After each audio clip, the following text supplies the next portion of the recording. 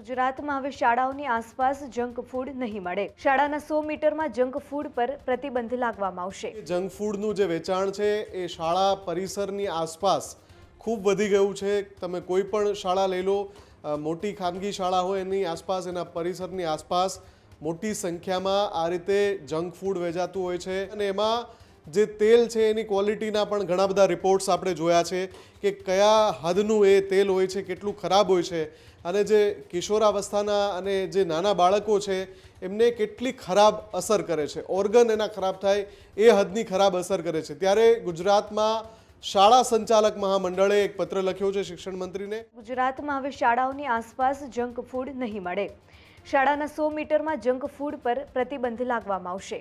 Junk food પર પ્રતિબંધ લગાવવા શિક્ષણ મંત્રીને પત્ર લખવામાં આવ્યો। 100 મીટરના દાયરામાં જંક ફૂડ પર વેચાણ પર પ્રતિબંધની માંગ પણ કરવામાં આવી। શાળા સંચાલક મહામંડળે પત્ર લખીને પ્રતિબંધની માંગ કરી છે। મહામંડળની શાળાના કેન્ટીન માટે પણ કડક આદેશ લાગુ કરવા માટે માંગ કરાઈ, જેમાં શાળા કેન્ટીનમાં ફૂડ સેફ્ટી સુપરવાઇઝરની નિયુક્તિની માંગ પણ કરવામાં આવી। જંક ફૂડ, પેકેટ ફૂડ અને વધુ ખાંડ તેમજ તેલવાળા ખાદ્ય પદાર્થો બંધ થશે કે કેમ તેવા પણ સવાલ ઉઠી રહ્યા છે। મહારાષ્ટ્રમાં સરકારે 50 મીટરના દાયરામાં પ્રતિબંધ મૂક્યો છે, તો હવે શું ગુજરાતમાં પણ શાળાઓ આસપાસ જંક ફૂડ મળશે કે કેમ તે પણ સવાલ ઉઠી રહ્યા છે। શાળાના 100 મીટરના વિસ્તારમાં જંક ફૂડ પર પ્રતિબંધ લાગવામાં આવશે। જંક ફૂડ પર પ્રતિબંધ લગાવવા શિક્ષણ મંત્રીને પત્ર પણ લખવામાં આવ્યો છે। 100 મીટરના દાયરામાં જંક ફૂડ વેચાણ પર પ્રતિબંધની માંગ પણ કરવામાં આવી છે। શાળા સંચાલક મહામંડળે પત્ર લખી અને પ્રતિબંધની માંગ કરી। મહામંડળની શાળાના કેન્ટીન માટે પણ કડક આદેશ લાગુ કરવા માટે માંગ કરવામાં આવી છે, જેમાં શાળા કેન્ટીનમાં ફૂડ સેફ્ટી સુપરવાઇઝરની નિયુક્તિની માંગ પણ શાળા સંચાલક મહામંડળ દ્વારા કરવામાં આવી છે। જંક ફૂડ, પેકેટ ફૂડ તેમજ વધુ ખાંડ તેમજ તેલવાળા ખાદ્ય પદાર્થો બંધ થશે કે કેમ તે પણ સવાલ ઉઠી રહ્યા છે। મહારાષ્ટ્રમાં સરકારે 50 મીટરના દાયરામાં પ્રતિબંધ મૂક્યો છે।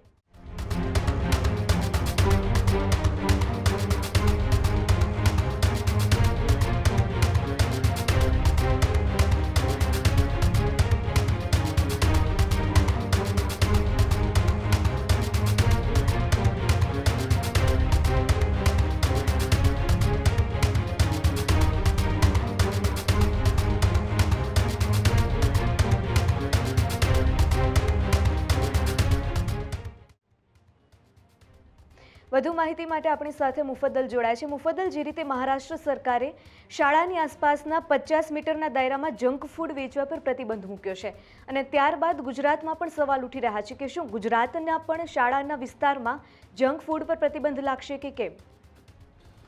બિલકુલ, જે રીતે થોડા સમય પહેલાં એનાલોગ પનીર જે છે એમાં મહારાષ્ટ્રે શરૂઆત કરી હતી, અન્ય રાજ્યોએ શરૂઆત કરી હતી, ગુજરાતે પણ પાછળથી એનાલોગ પનીર પર પ્રતિબંધ મૂક્યો હતો। હવે જે નિર્ણય લેવાયો છે એની પણ ચર્ચા ખૂબ થઈ રહી છે, કેમ કે જંક ફૂડનું જે વેચાણ છે એ શાળા પરિસરની આસપાસ ખૂબ વધી ગયું છે। તમે કોઈ પણ શાળા લઈ લો, મોટી ખાનગી શાળા હોય એની આસપાસ, એના પરિસરની આસપાસ મોટી સંખ્યામાં આ રીતે જંક ફૂડ વેચાતું હોય છે।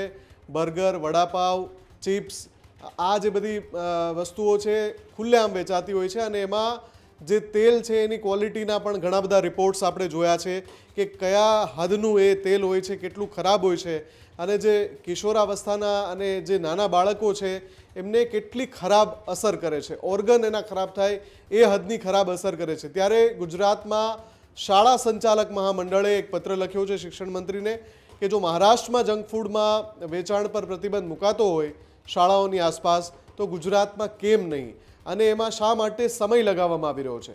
100 મીટર જેટલા દાયરામાં જંક ફૂડ વેચાણ પર પ્રતિબંધની માંગ કરવામાં આવી છે। સાથે સાથે જે કેન્ટીન છે, કેમ કે આ પણ એક ખૂબ જ અગત્યનો અને ખૂબ જ સંગીન વિષય છે। શાળાઓની અંદર, ખાસ કરીને ખાનગી શાળાઓમાં મોટા પાયે કેન્ટીન ખુલી ગઈ છે, અને એમાં જે ફૂડની ક્વોલિટી છે એના ઉપર પણ ધ્યાન નથી આપવામાં આવતું। ઘણા બધા રિપોર્ટ સામે આવ્યા છે કે ત્યાં ઘણીવાર ખૂબ જ બાંધછોડ કરવામાં આવે છે। ત્યારે આ જ પત્રમાં શાળા સંચાલક મહામંડળે માંગણી કરી છે કે એક ફૂડ સેફ્ટી ઇન્સ્પેક્ટર પણ દરેક શાળાના કેન્ટીનમાં મૂકવામાં આવે, અને એમણે દર અમુક દિવસે તપાસ કરવાની અને જે ક્વોલિટી કંટ્રોલ છે એ પણ કરવાનું, એ પ્રકારની માંગણી કરવામાં આવી છે। જો આ માંગ છે એને સ્વીકારવામાં આવશે તો આપણે જોઈશું કે બહુ જલ્દી શાળા પરિસરની આસપાસ જંક ફૂડનું વેચાણ નહીં કરી શકાય।